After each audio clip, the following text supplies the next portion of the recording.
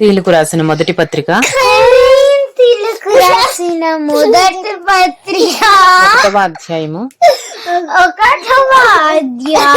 31వ వచనము నుండి 31వ వచనము నుండి 2వ అధ్యాయం 9వ వచనము వరకు 9వ వచనము వరకు అతిశయించువాడు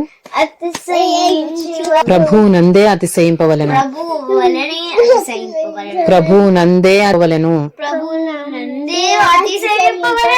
అని వ్రాయబడినది నెరవేరునట్లు దేవుని మూలముగా ఆయనమును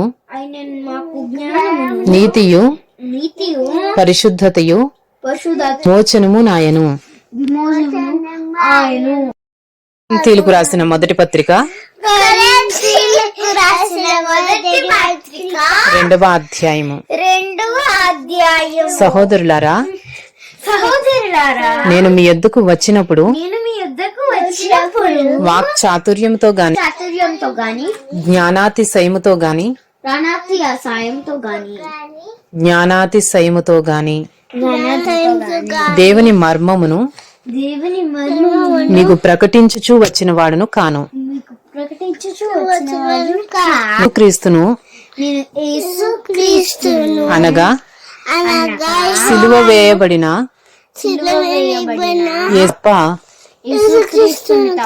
మరి దేనిని మీ మధ్య నెరగకుందునని నిశ్చయించుకొంటిని. మరియు బలహీనతతోను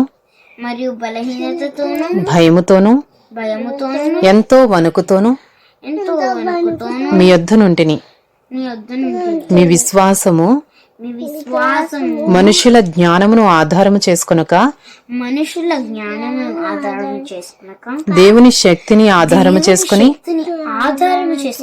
ఉండవలెనని నేను మాట్లాడినను సువార్త ప్రకటించినను జ్ఞానయుక్తమైన తీయని మాటలను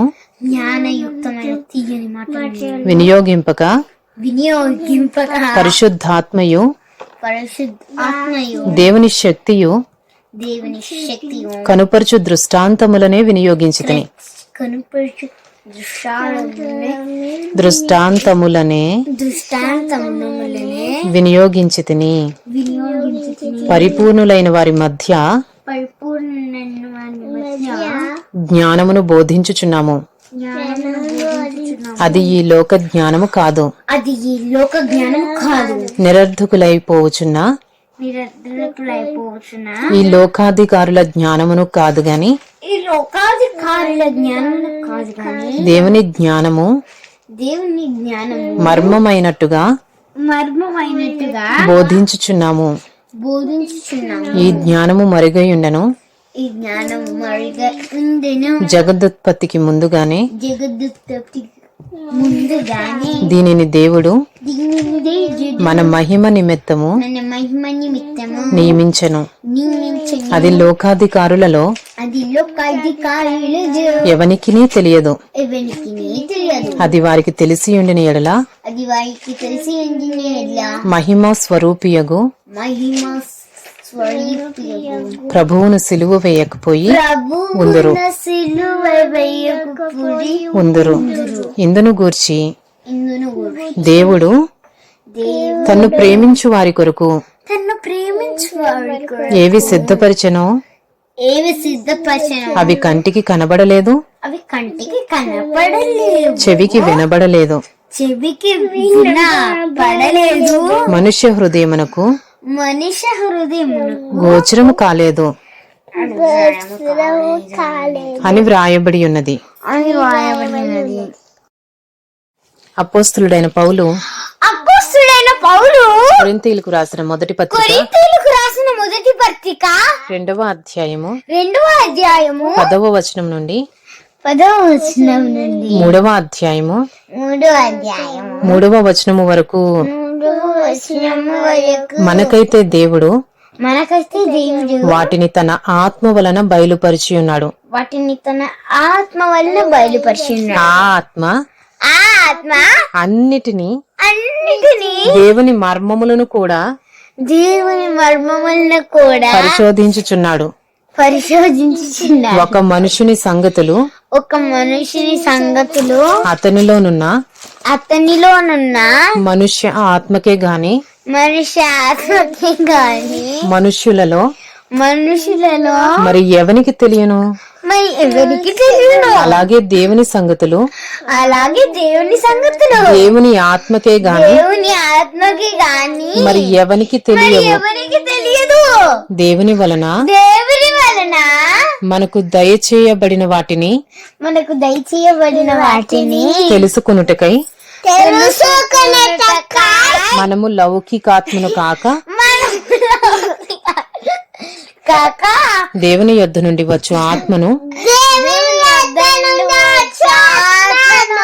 పొందియున్నాము.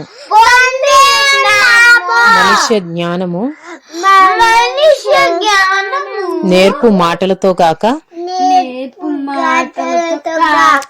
ఆత్మ సంబంధమైన సంగతులను ఆత్మ సంబంధమైన సంగతులతో సరిచూచుచు ఆత్మ నేర్పు మాటలతో వీటిని గూర్చియే మేము బోధించుచున్నాము. ప్రకృతి సంబంధి అయిన మనుష్యుడు దేవుని ఆత్మ విషయములను అంగీకరింపడు. అవి అతనికి వెర్రితనముగా ఉన్నవి. అవి ఆత్మానుభవము చేత వివేచింపదగును గనుక అతడు వాటిని గ్రహింపజాలడు. ఆత్మ సంబంధి అయిన వాడు అన్నిటినీ వివేచించును గాని అతడెవని చేతనైనను వివేచింపబడడు. ప్రభువు మనసును ఎరిగి ఆయనకు బోధింపగలవాడెవడు? మనమైతే క్రీస్తు మనసు కలిగిన వారము. మొదటి కొరింథీయులకు 3వ అధ్యాయము. సహోదరులారా ఆత్మ సంబంధులైన మనుషులతో మాట్లాడినట్లు నేను మీతో మాట్లాడలేకపోతిని. శరీర సంబంధులైన మనుషులే అనియు క్రీస్తునందు పసిబిడ్డలే అనియు మీతో మాట్లాడవలసి వచ్చెను. అప్పటిలో మీకు బలము చాలకపోయినందున పాలతోనే మిమ్మల్ని పెంచితిని గాని అన్నముతో మిమ్మల్ని పెంచలేదు. మీరు ఇంకను శరీర సంబంధులై ఉండుట వలన